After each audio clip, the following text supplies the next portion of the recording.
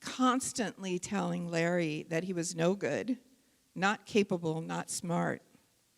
But Larry didn't believe what his stepdad told him about himself, and he devoted himself to proving him wrong. He knew he could learn, and he did just that, becoming adept at plumbing, welding, electrical, carpentry, you name it. He could make a car out of sticks of metal. And that's no joke.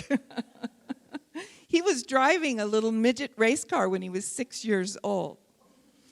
So he took that experience and he turned it into something powerful for himself, and I am grateful for that. He's my MacGyver. Most of the rules for fathers are about how they should act and what they should do, but very little about how they should be. Now, I'm happy to see how the role of father has been changing over the years, and there's bringing balance into families. Kids are parented by single parents, 2 moms, 2 dads, grandparents, foster parents. We are now embracing all the possibilities of the family makeup. The kids in my life who have kids are all working together as partners. The dads do all the same things that the moms do, and it brings balance into the family. And you know, the kids in my life started out as foster kids, so I am so pleased to see that somebody who came from a dysfunctional family could then become a loving, wonderful parent, and my grandkids are awesome, whole, balanced kids. They're not missing anything, and it's wonderful, and I'm very grateful for that. We are all born with everything we would ever need, masculine and feminine energy. And then the mortal world starts telling us who we are, what we should do, and what we're capable of. A few Sundays ago, Reverend Wayne suggested that we are all born asleep to our true nature by design, so that we can spend our lives uncovering and learning the truth of ourselves. Because there's only one thing, that thing possesses both feminine and masculine qualities. We are made by and of that, so we contain those qualities too. Within each and every one of us live all the magnificent qualities of God, equally, fully, without regard to gender or race. Truly, I and the Father are one, or the Mother, or the Goddess, or Spirit, or the Divine. Ernest Holmes in 365 Science of Mind says this: after a long meditation and much deep reflection, having passed through the confusion of human experience, Job finally arrived at the conclusion that the Spirit of God was within him and the breath of God was his life. When Jesus said, I and the Father are one, I don't believe that he meant me and only me. I think he meant we are all of that. We and the Father are one. Now, while we can accept this truth, collective consciousness and the beliefs handed down within our families definitely push an agenda that women are one way and men are another. In my generation, children were to be seen and not heard. Girls were supposed to wear dresses and play house with little baby dolls and little mini kitchens. Boys were supposed to play rough and tumble, get dirty, break a bone, get scraped up. Boys will be boys, right? But God created you for a purpose, and it might not jive with what society tells you about you. My mom and my Aunt Susie were only about, I think they were like 18 months apart, and when they were preparing to go off to college, my grandfather told each of them, I'm not paying, college is to find a husband. And that's the only reason I'm sending you to college, is to go out and find a husband. And so my Aunt Susie said, well, I want to be a doctor. And he said, no, that's not happening. No doctor. You pick something in the arts or something like that. Just go be an artist or something. So in order to go to college, my Aunt Susie studied fine art. My mom was studying retail management or some kind of thing like that, like display and retail display kind of thing. So my mom found a husband. Yay for me, right? That's my dad. But my Aunt Susie graduated from college with a collection of very mediocre oil paintings. And she got a job as a secretary in a law office. And as she worked as a secretary, she began learning the trade. And the lawyers in her office circled the wagons around her and started teaching her. And my Aunt Susie, in 1964, went and took the California bar exam without ever attending law school and passed it on the first time.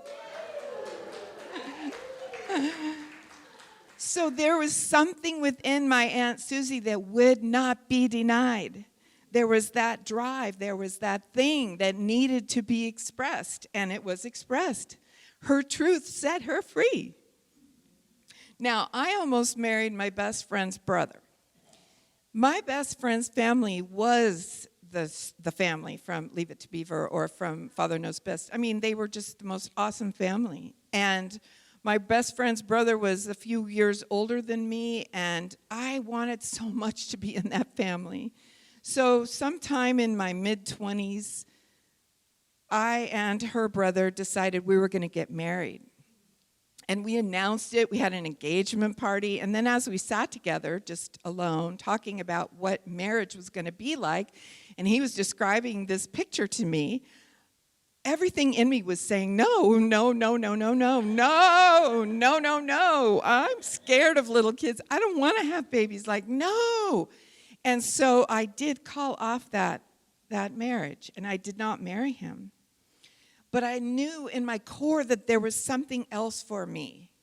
And so what did I end up doing? I ended up mothering other people's teenagers, a group of people that most people are terrified of. Those were my people, and that was my purpose. There's a place within us that absolutely knows the truth, and it sends us out to find it for ourselves. Just like water seeks balance and level, our spirit within us is always seeking that same balance of masculine and feminine for us to feel at ease. If our birth parents don't, won't, or can't provide that, then we seek it from others in our orbit. In last month, when we did a mothering, honoring experience here at Awakening Ways, we spoke aloud the names of the people that provided mothering to us. And I was so surprised at the names that came out of my mouth. They were the names of teachers, my Aunt Susie, who never had any children, my grandmothers, both of my grandmothers, people in my life that I never would have connected them as mothers in my life, but boy, they were and they are. And so we search for what makes us feel complete, the female and male attributes of the divine.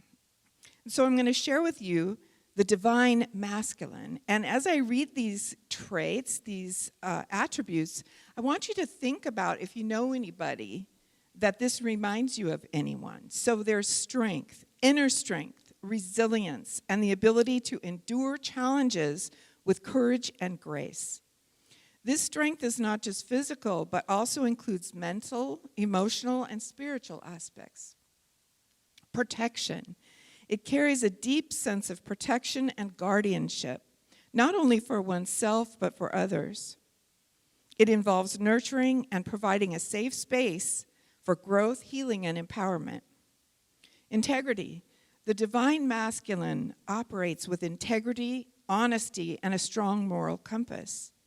It embraces authenticity, truthfulness, and ethical behavior, leading by example and upholding noble values. Rationality. It embodies the ability to think logically, make clear decisions, and use discernment. The divine masculine integrates the mind and intellect to bring about wisdom, understanding, and effective problem solving.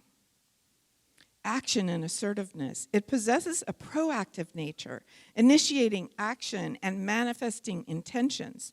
The divine masculine is assertive without being aggressive, utilizing its willpower and drive to create positive change.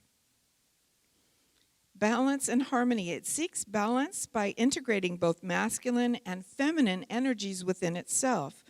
The divine masculine recognizes the importance of harmony between these energies, cultivating a holistic and integrated way of being.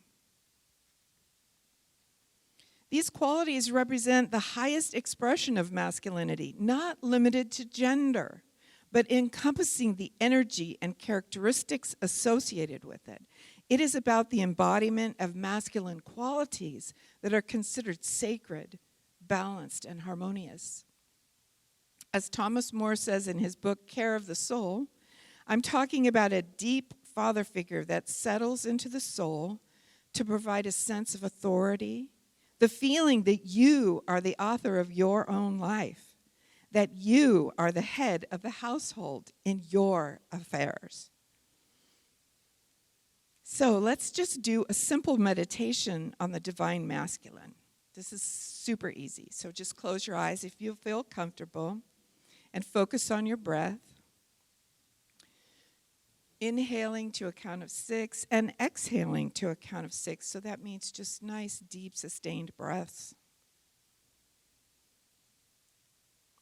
Inhale, I am strong. Exhale, I am flexible. Inhale, I am balanced. Exhale, I am strong. Inhale, I am flexible. Exhale, I am balanced.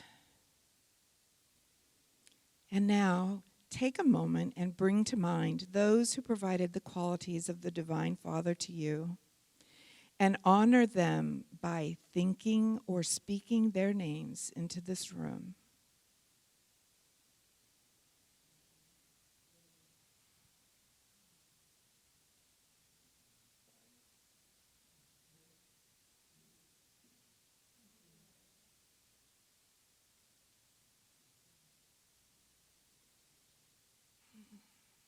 Place your hand over your heart and repeat after me. I love you, Father. I forgive you, Father. Thank you, Father. I am whole, perfect, and complete. I accept myself exactly as I am. All of my needs are met. I am one with my source.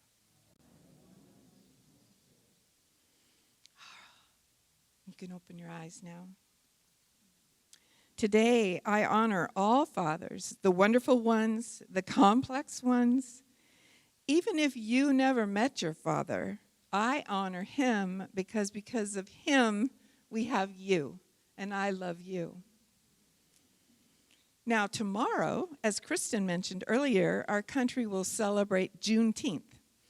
This is the day that commemorates when the Union troops arrived in Galveston, Texas on June 19, 1865, to deliver the declaration that the enslaved people were free.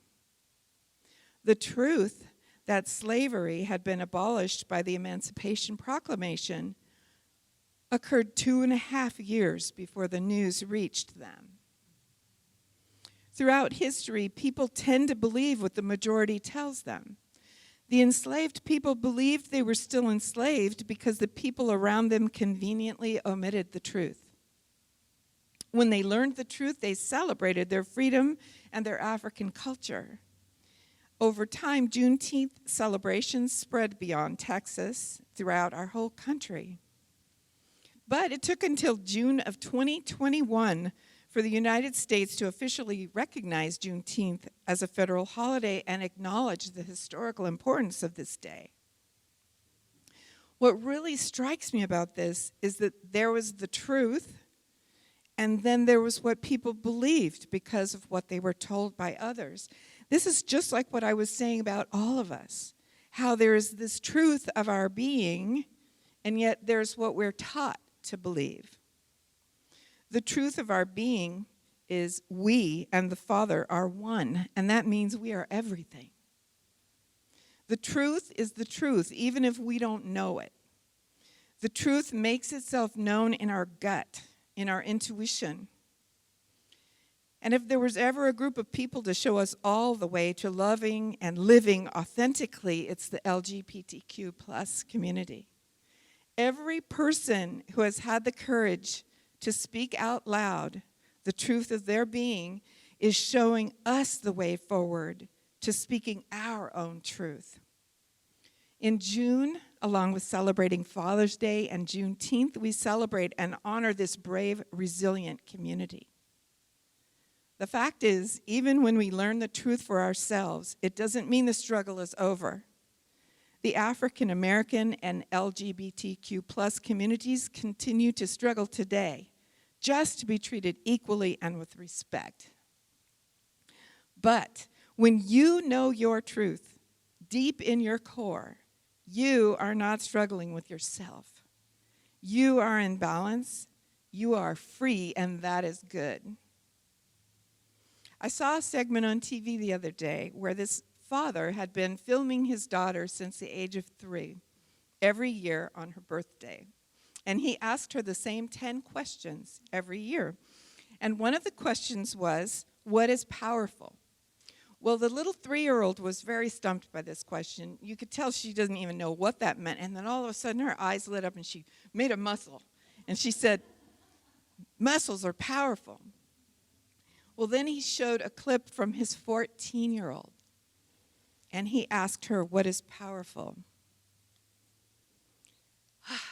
And she said, powerful is being yourself, because it takes a lot of strength to be true to who you are. Right. This month, our seed of awakening is self-care, and I cannot think of a better way to care for yourself than knowing your oneness with your Creator, being your authentic self, that unique combination of masculine and feminine, no matter what they say. This is the ultimate form of self-care. It is self-care of the soul. And so I'd like to invite the musicians to come back up, and I will tell you your call to action this week. Number 1, what truth within you is waiting to be set free? Number 2, what is one thing you can do next week to be your authentic self?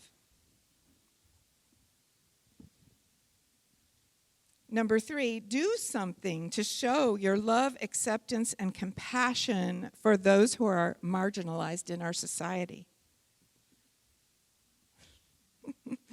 Number 4, thank someone who has fathered you in a way that lifted you up. If they're no longer on this plane, write them a note in your journal.